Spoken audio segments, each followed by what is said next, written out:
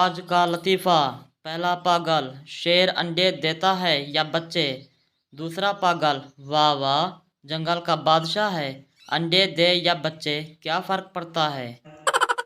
پہلا دوست، اب میں کبھی شرط نہیں لگاؤں گا۔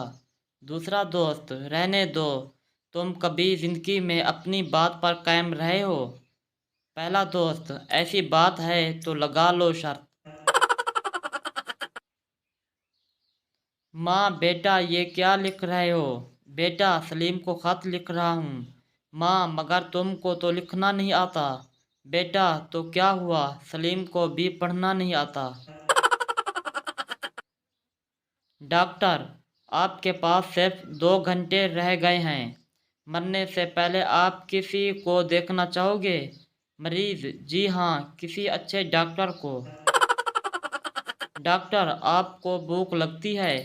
مریض، جی نہیں، مجھے بھوک نہیں لگتی۔